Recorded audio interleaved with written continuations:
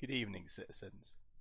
My name is Ban Shattersong, captain of the Bloody Hand Mercenary Company, and I fought for law, and, of course, for Law 1.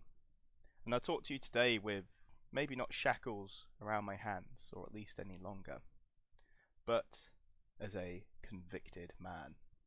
Convicted of a crime that I don't believe I committed. But certainly I have faced the consequences of the actions I have taken. After all, actions have consequences. Another Navari saying is that you cannot betray your enemies. So sit back and allow me to tell you just why I assaulted the Grendel ambassador. For it is a tale of not woes or even particular highs or lows.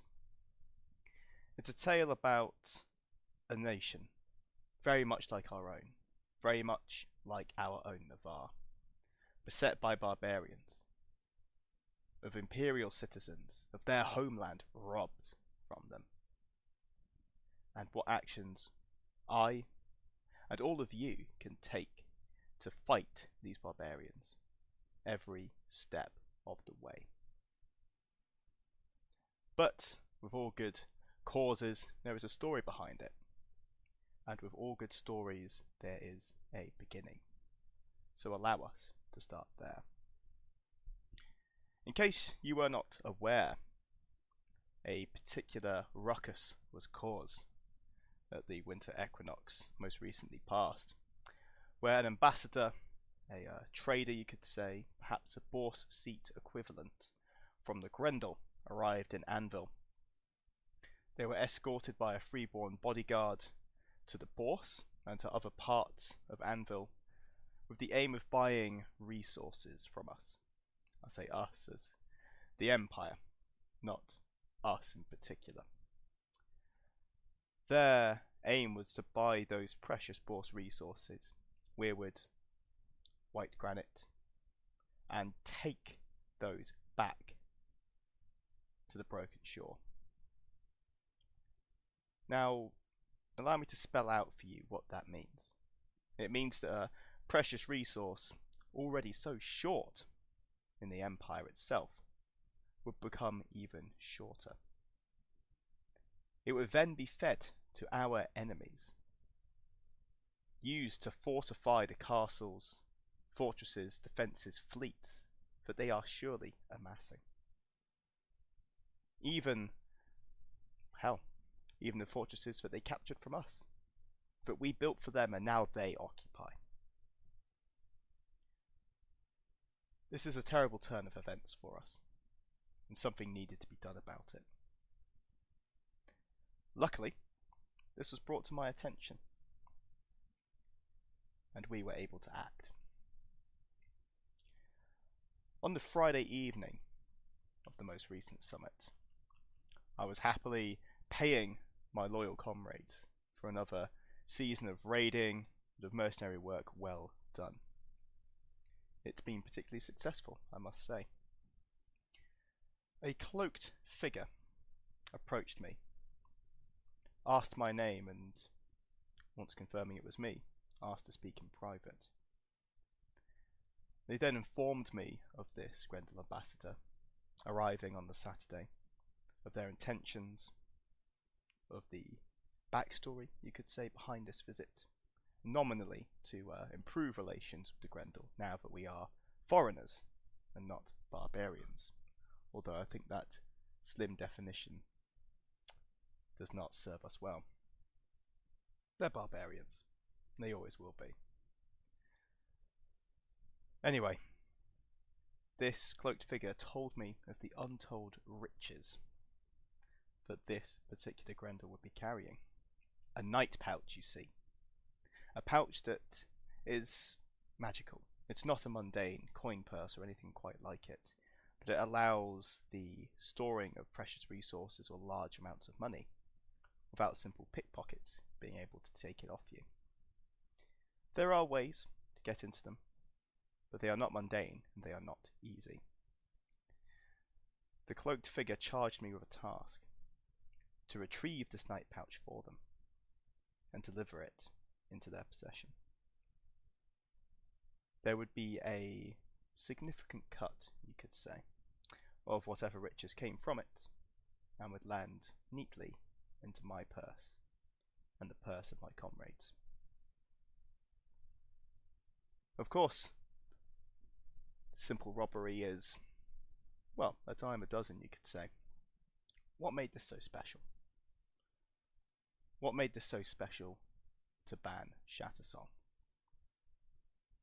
And that tale I've just told you about a nation robbed of its territory, beset by barbarians, that is what inspired me,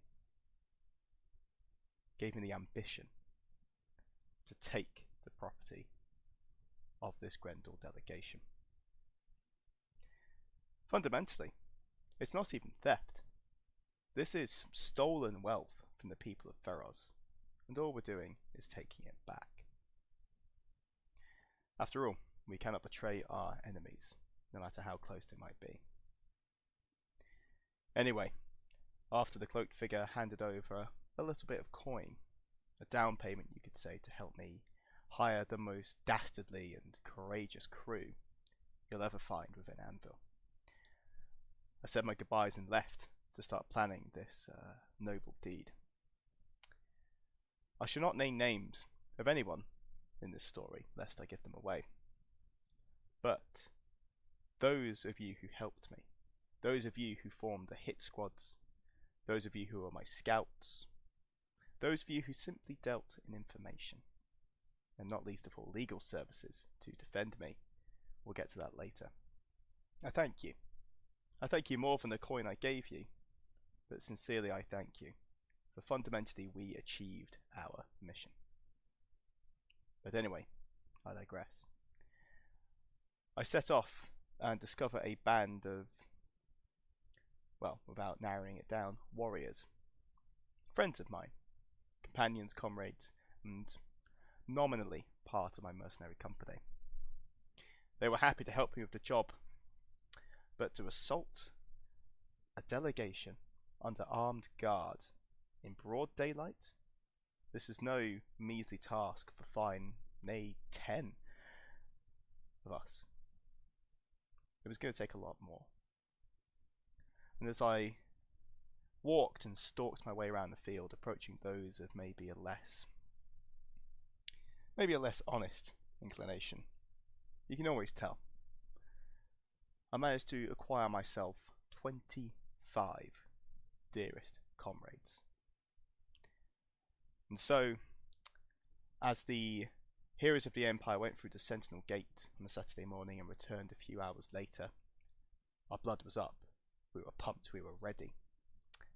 Armed and armoured, and disguised, no less. We set up our positions along the path from the gates of Anvil down towards the hub, the Senate building, and Moorish as well. For you see, this was the route we believed that the embassy would be taking. A few minutes, must have felt like hours, passed, and finally the delegation appeared. The intelligence we had led us to believe that the Freeborn would be guarding them, but this was not the case.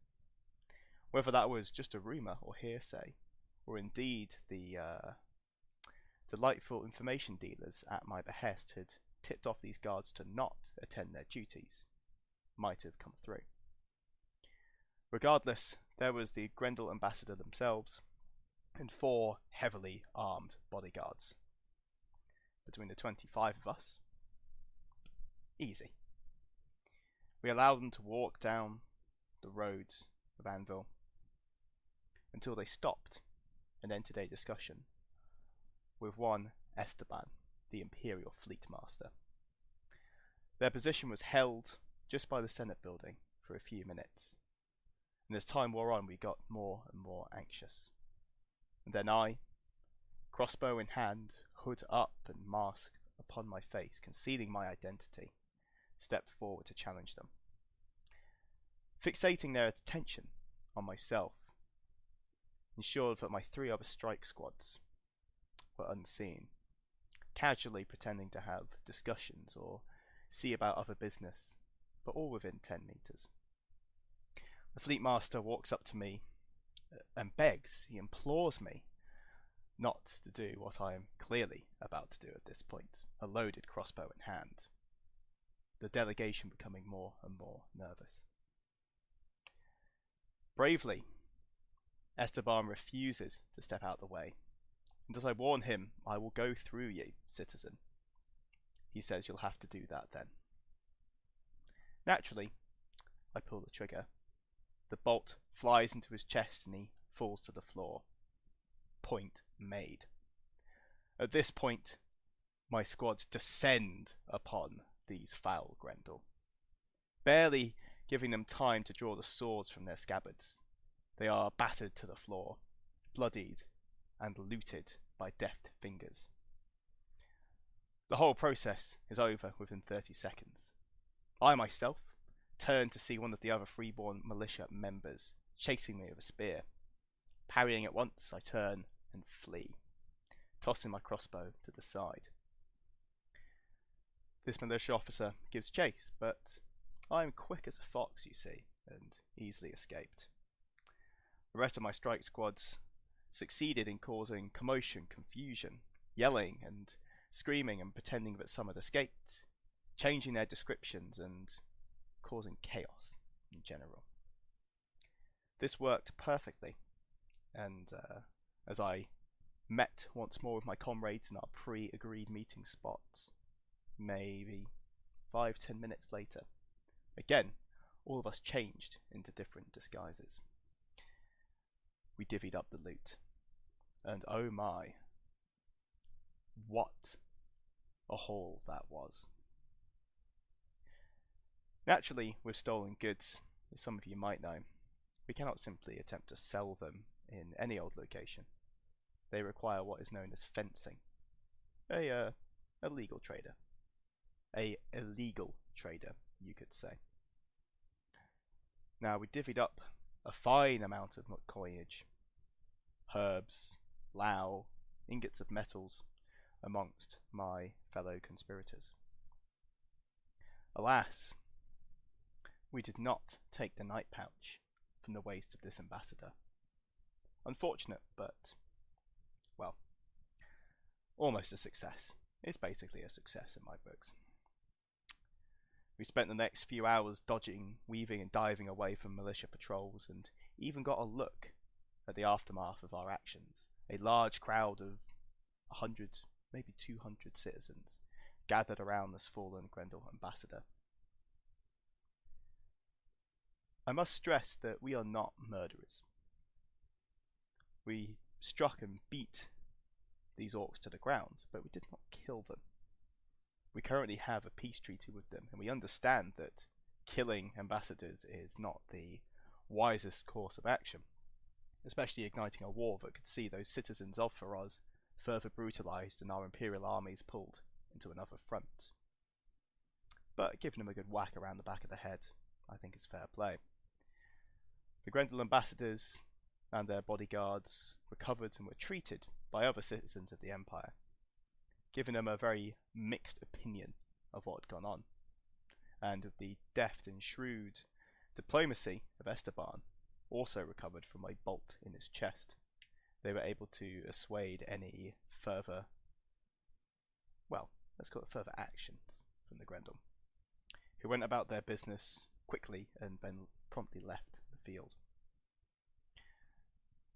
At this point, me and my comrades are ecstatic.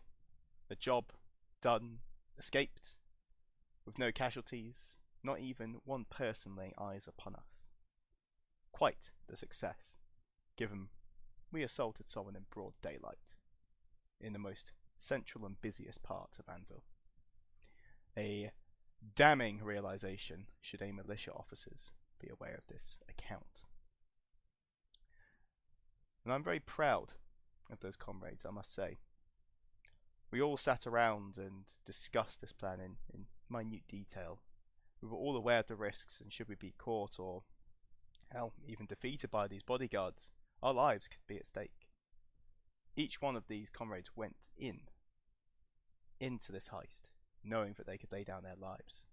But they believed not just in the prosperity of taking back what was once the Empire's resources, but also striking a blow at the Grendel.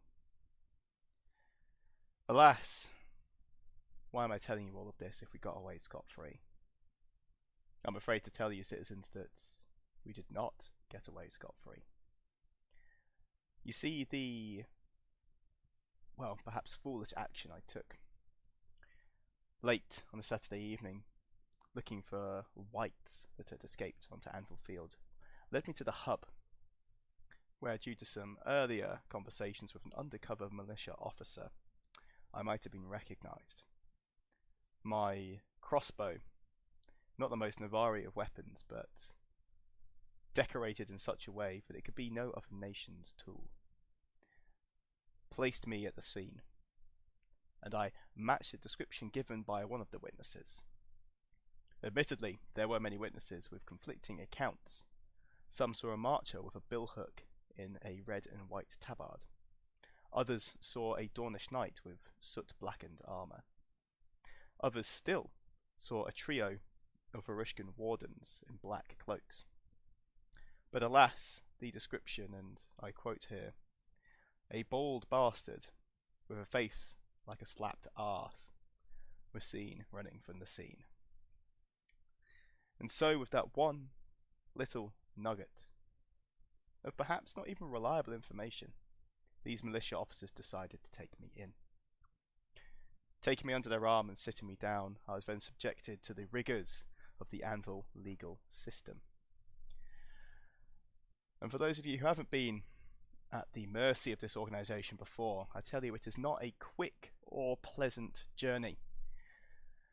3, nay 4 rigorous questioning sessions, where not only this crime committed against the Grendel was discussed and interrogated, but also other crimes that I was not guilty of, laid upon my feet. Simply seems like I was a convenient scapegoat for them. At one point, we asked one of the officers to read out the description of the assailant in another crime, and he said it looked like you. We further inquired and said, well, does that mean tall, short, hair, no hair, green, brown, clothing? And they said no, it just says you. And there we saw it, the word you written on that paper. We found that particularly funny. Maybe the risk of being executed made us giddy, because laughing at militia officers is not the most wise thing to do.